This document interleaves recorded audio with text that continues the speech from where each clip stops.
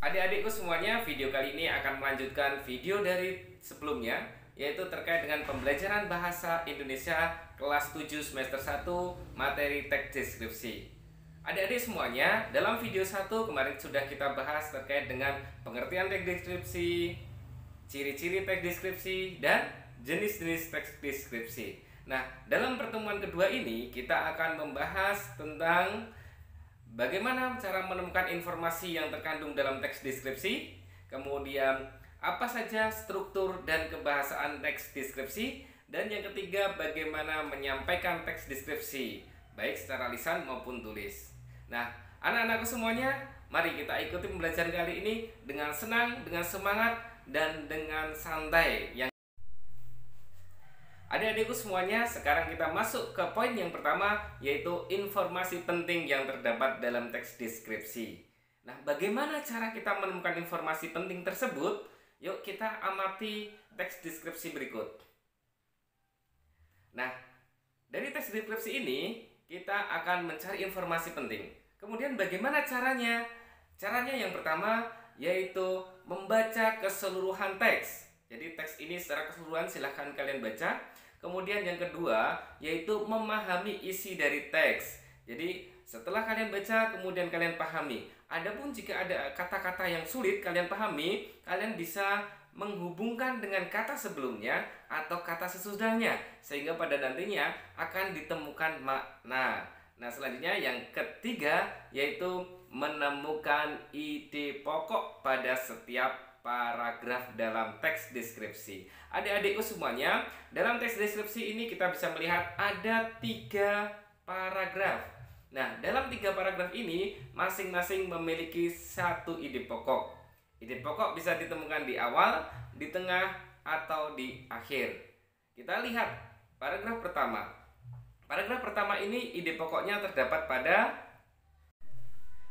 adik-adikku semuanya. Untuk selanjutnya kita masuk kepada struktur dan kebahasaan teks deskripsi. Nah, dalam teks deskripsi itu ada strukturnya. Setelah kalian mengetahui pengertian teks deskripsi, maka kalian harus mengetahui struktur yang terdapat dalam teks deskripsi. Strukturnya apa saja? Yuk kita lihat di sini.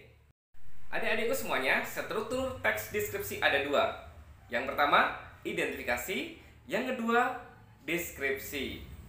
Identifikasi merupakan objek yang akan disampaikan. Bisa tempat, bisa orang, bisa benda, bisa apa saja.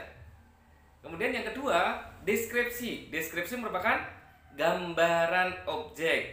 Sehingga identifikasi itu objeknya, deskripsi itu gambaran dari objek. Adik-adikku semuanya, kita akan pelajari kebahasaan teks deskripsi. Yuk kita lihat bersama-sama. Nah, kebahasaan teks deskripsi yang pertama yaitu berisi penjelasan terperinci tentang objek. Yang kedua, kalimat menggunakan cecapan panca indera.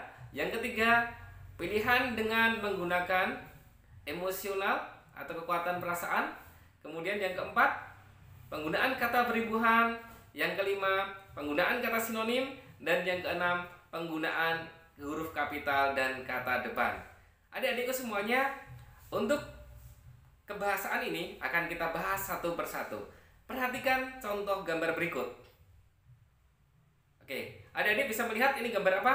Tepat sekali, ini gambar pemandangan. Yuk kita deskripsikan bersama-sama. Yang pertama, kita lihat dengan berisi penjelasan terinci. Kita akan merinci. Dalam gambar ini ada apa saja? Ada gunung, benar. Ada pelangi, benar. Ada apa lagi? Iya, ada hamparan rumputnya. Kemudian ada matahari, ada awan. Itu merupakan rincian. Kemudian kita masuk ke yang kedua, yaitu menggunakan cecapan panca indera. Kita mulai dari indera penglihatan.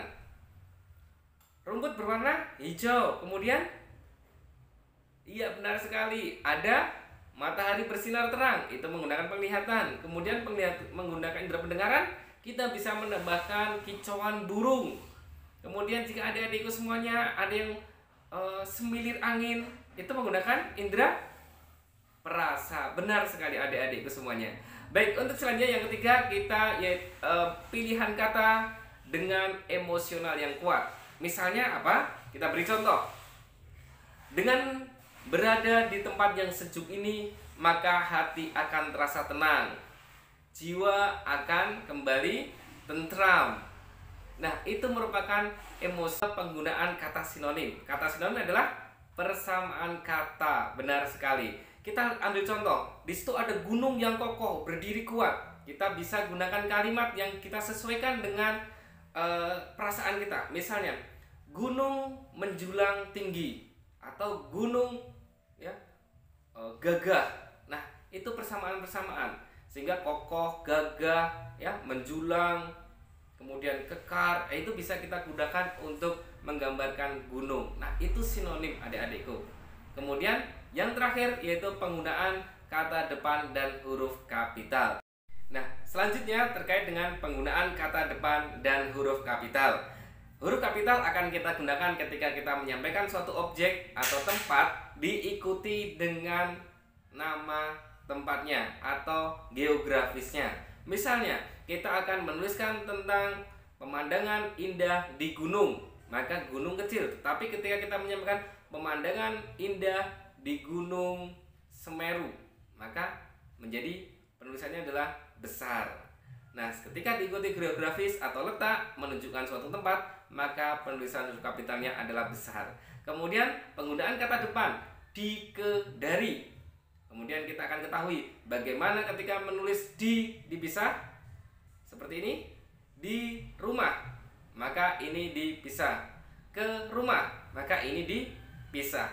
Kemudian kita lihat lagi, di antara, ini digabung. Ke antara tidak ada, sehingga penulisannya digabung. Itu salah satunya untuk mengetahui anak-anak. Kita akan lanjut lagi ke materi yang selanjutnya terkait dengan menyampaikan isi teks deskripsi yang kita dengar atau kita baca.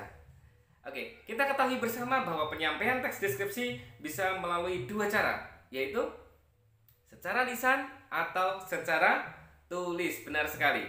Baik, kita akan bahas satu persatu. Penyampaian deskripsi secara lisan. Jika kita menyampaikan teks deskripsi secara lisan, maka ada beberapa hal yang kita perlu perhatikan. Yang pertama, kita harus memahami objek yang akan kita sampaikan. Kemudian yang kedua, kita harus menghindari penggunaan kata atau kalimat yang kurang atau tidak mendeskripsikan suatu objek, sehingga kata-kata yang tidak tepat, kata-kata yang kasar itu perlu kita hindari. Kemudian yang selanjutnya, hindari kalimat yang bersifat subjektif. Kita mengatakan bahwa itu baik atau tidak bagus secara subjektif, tidak melihat kenyataannya. Itu perlu kita hindari. Kita harus objektif atau sesuai dengan realitas. Adik-adikku semuanya, selesai sudah perjumpaan kita kali ini. Mari kita bersama-sama merefleksi kembali apa yang sudah kita pelajari bersama.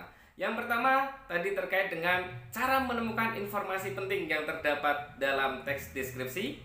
Yang kedua, kita membahas terkait dengan struktur dan kebahasaan teks deskripsi. Yang ketiga, kita membahas tentang penyampaian teks deskripsi. Nah, adik-adik semuanya, mudah bukan? Semoga dengan kalian mendengarkan, melihat video ini, maka kalian bisa memahami terkait dengan teks deskripsi dengan mudah. Ketika kalian bisa memahami teks deskripsi dengan mudah, maka video ini menjadi video yang bermanfaat buat kalian. Oke, anak-anakku semuanya, selamat untuk belajar. Jangan lupa kalian harus tetap menjaga diri, jaga kesehatan kalian, rajin berolahraga, banyak kesempatan untuk bermain dan berkumpul dengan keluarga, sehingga jangan merasa terbebani dengan tugas-tugas yang diberikan oleh Bapak Ibu guru kalian. Oke, cukup sekian. Assalamualaikum warahmatullahi wabarakatuh.